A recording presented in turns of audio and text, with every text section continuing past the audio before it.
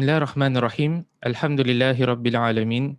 Allahumma salli wa sallim ala nabiyyina Muhammad wa ala alihi wa sahbihi ajma'in. Rabbi israh li sadri wa yassir li amri wahlul 'uqdatam min lisani yafqahu qawli. Allahumma arinal haqqa haqqan warzuqna ittiba'a. Ya Allah, tunjukkanlah kami yang benar itu adalah benar dan permudahkanlah bagi kami untuk mengikut kebenaran tersebut. Wa arinal batila batilan warzuqna ijtinabah. Ya Allah, tunjukkanlah kami yang batil itu adalah batil dan permudahkanlah bagi kami untuk menjauhkan diri daripada kebatilan tersebut. Wahdina limakhtulifa fihi minal haqqi biiznik.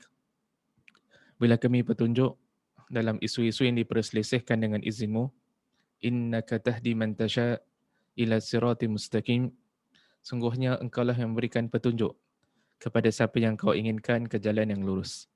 Na'udzu bi kalimatillahi tammah min kulli syaitanin wahammah wa min kulli ainin lamah. Muslimin muslimat yang dirahmati Allah, pertama dan utama terimalah salam ukhuwah daripada saya. Assalamualaikum warahmatullahi wabarakatuh. Selamat datang saya ucapkan kepada semua ke dalam sesi kita pada hari ini. Pada hari ini kita nak mengupaskan dua lagi potong hadis Rasul sallallahu alaihi wasallam daripada kitab Umdatul Ahkam karangan Imam Al-Maqdisi rahimahullahu taala. Jadi pada hari ini kita akan lihat mengupaskan, mensyarahkan hadis nombor 77 dan 78 daripada kitab Umdatul Ahkam. Hadis ke-77 berbunyi an Abi Hurairah radhiyallahu an.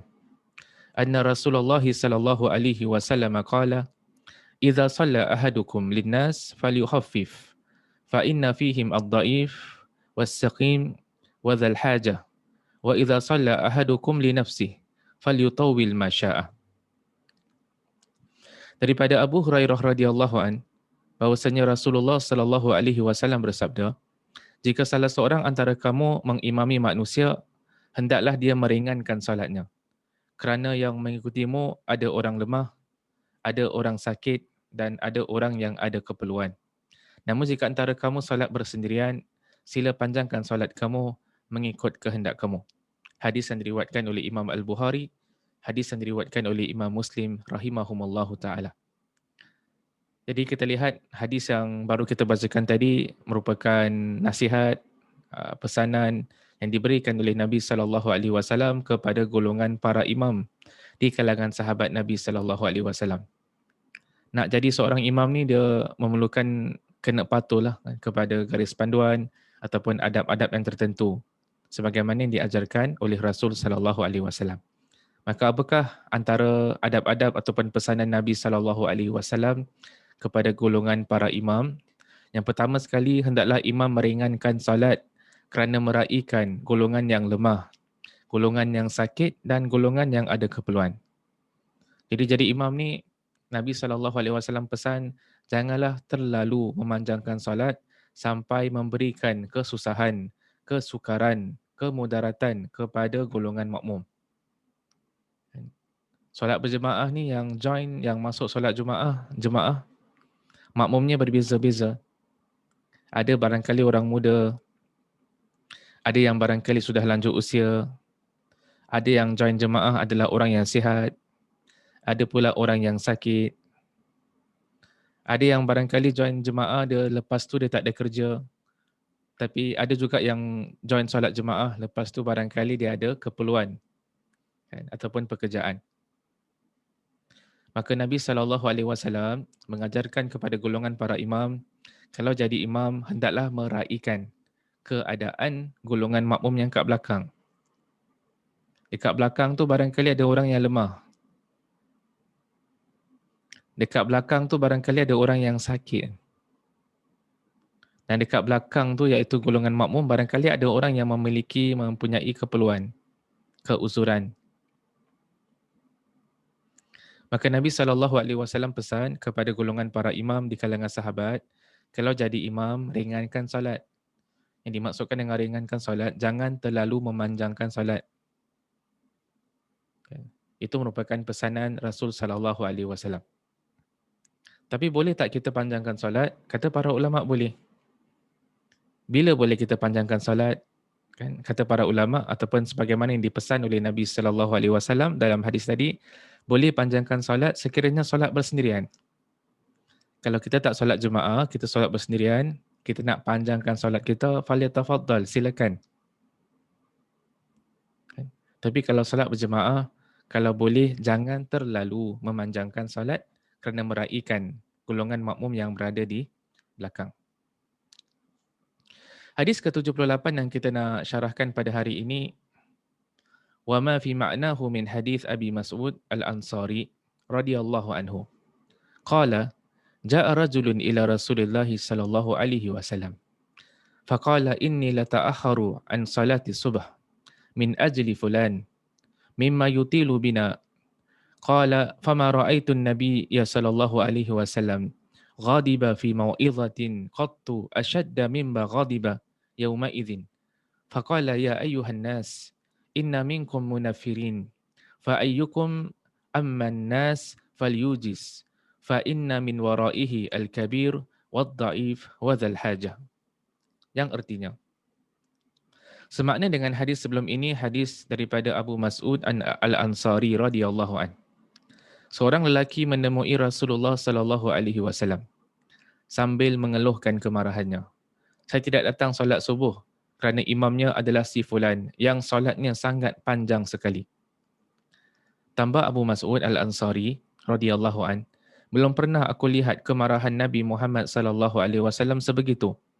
Lantas baginda sallallahu alaihi wasallam bersabda, wahai sekalian manusia, mengapa antara kamu menjadikan orang lain menjauh? Siapa antara kamu menjadi imam, hendaklah menyederhanakan salatnya, iaitu tidak memanjangkannya kerana di belakangnya ada makmum yang tua, ada yang sakit dan ada yang mempunyai keperluan. Hadis riwayat Imam Bukhari dan Imam Muslim rahimahumallahu ta'ala. Jadi kita lihat dalam hadis ini ada sebuah kisah. Ada seorang sahabat Nabi sallallahu alaihi wasallam, dia jumpa dengan Nabi sallallahu alaihi wasallam. Dia mengadu, dia komplain.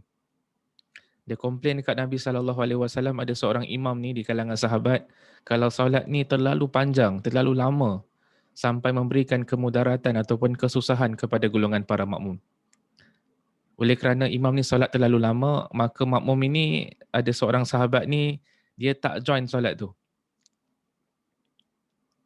Dia tak join solat jemaah bersama dengan imam ini kerana terlalu panjang sampai menyukarkannya. Bila berita ini sampai dekat Rasul sallallahu alaihi wasallam, Nabi sallallahu alaihi wasallam marah.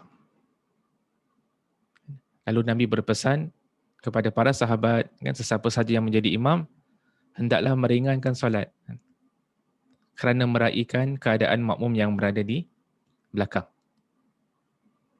Jadi apakah di antara pengajaran-pengajaran penting yang boleh kita manfaatkan daripada hadis 78? Yang pertama sekali adalah kata para ulama, hadis ini menunjukkan perintah agar meringankan solat berjemaah. Dalam erti kata yang lain, kalau sesiapa yang jadi imam, hendaklah tidak terlalu memanjangkan solat. Tidak terlalu memanjangkan dengan satu kadar yang menyukarkan, yang menyusahkan golongan para makmum. Jadi walaupun ulama kata ataupun Nabi berpesan agar meringankan solat, tapi itu bukan bermaksud meringankan solat ni solat dengan cara yang tak sempurna. Tak ada tumak nina, kan? Bila kita rukuk, tak ada tumak nina, tak ada pause kejap. Bukan itu yang dimaksudkan. Yang dimaksudkan dengan meringankan solat kat sini adalah jangan terlalu memanjangkan solat sampai menyukarkan golongan makmum di belakang. Adapun rukun-rukun, sunat-sunat solat hendaklah dijaga oleh golongan para imam. Yang kedua adalah Nabi SAW marah terhadap para imam yang terlalu memberatkan para makmum. Dalam hadis tadi, ke-78 yang kita baca, Nabi bukan saja tak bersetuju dengan perbuatan imam yang terlalu memanjangkan solat, tapi Nabi SAW juga berpesan memberikan nasihat dalam keadaan Nabi marah.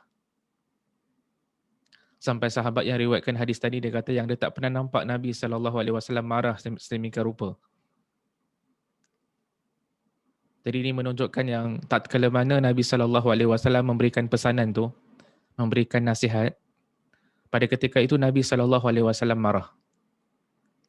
Sebagian ulama menyimpulkan, mereka mengatakan, boleh dalam sebagian keadaan seorang Muslim marah. Di sana ada marah yang tercela dan di sana juga ada marah yang dibenarkan. Antara marah yang dibenarkan kata sebagian di kalangan ulama adalah sebagaimana yang dilakukan oleh Nabi SAW.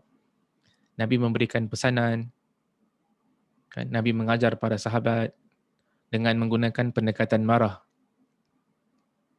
agar mesej itu lebih berkesan, agar mesej yang ingin disampaikan oleh Nabi SAW dapat menusuk, kan, ke dalam kalbu, ke dalam hati orang-orang yang mendengarnya. Itu yang kedua. Yang ketiga adalah wajib memperhatikan keadaan makmum yang lemah dan yang mempunyai keperluan. Jadi sebagai seorang imam, kita kena lihat kita punya makmum tu siapa. Kan? Ada tak orang yang sakit? Ada tak orang yang lemah, yang tak boleh diri lama? Ada tak orang yang ada keperluan? Kat belakang kita ada tak orang-orang yang datang daripada kerja, yang mereka kena masuk ke dalam kembali ke kerja mereka, tempat kerja mereka pada waktu-waktu yang tertentu. Jadi perlu meraihkan. Sama jugalah dekat Singapore konteks ni kan. Seorang imam kena meraihkan makmum dia. Ada yang datang daripada kerja, ada yang datang daripada sekolah, ada yang sakit.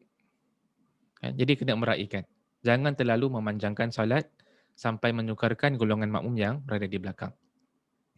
Yang seterusnya kata para ulama, hadis ni menunjukkan yang Nabi SAW amat prihatin terhadap umatnya. Nabi memikirkan kemaslahatan umatnya. Nabi memikirkan tentang kebaikan umatnya. Nabi memikirkan tentang perkara-perkara yang boleh memberikan kesukaran, kesusahan ataupun kemudaratan kepada umatnya. Jadi kalau ada satu perkara yang memberikan kemudaratan kepada umatnya, Nabi SAW akan menegur. Nabi SAW akan memberikan nasihat untuk membetulkan keadaan tersebut. Yang seterusnya, hendaklah mempermudahkan jalan kebaikan untuk semua orang dan membuat mereka menyukai kebaikan itu. Solat jemaah ni adalah sesuatu benda yang baik. Solat berjemaah ni adalah sesuatu yang amat digalakkan. Bahkan sebagian di kalangan ulama berpandangan solat jemaah 5 waktu bagi golongan lelaki adalah wajib. Kita pernah bincangkan tentang hukum solat jemaah untuk solat 5 waktu bagi golongan lelaki. Ada di kalangan ulama kata wajib, ada yang mengatakan sunat muakkadah, ada yang mengatakan fardu kifayah. Yang pentingnya solat berjemaah, solat 5 waktu berjemaah ni adalah sesuatu yang amat dituntut dan amat digalakkan. Jadi golongan imam ni tak sepatutnya lah melakukan perkara-perkara yang boleh membuatkan orang lari daripada kebaikan ini. Golongan imam sepatutnya mempermudahkan. Oleh kerana solat jemaah ni benda yang baik, kita mudahkan orang untuk mendirikan solat berjemaah. Dan salah satu cara untuk memudahkan orang, menggalakkan orang, membuat orang suka kebaikan, menjadikan orang suka melaksanakan solat berjemaah adalah dengan tidak terlalu memanjangkan solat jemaah tersebut.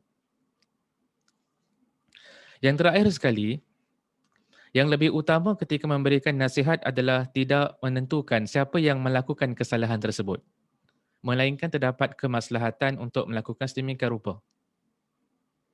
Kita lihat dalam cerita tadi, ketika mana Nabi SAW dengar berita ada seorang sahabat yang terlalu memanjangkan solatnya sampai memberikan kesukaran kepada makmum kat belakang, Nabi ni bila Nabi tegur, Nabi tak sebut nama sahabat tu.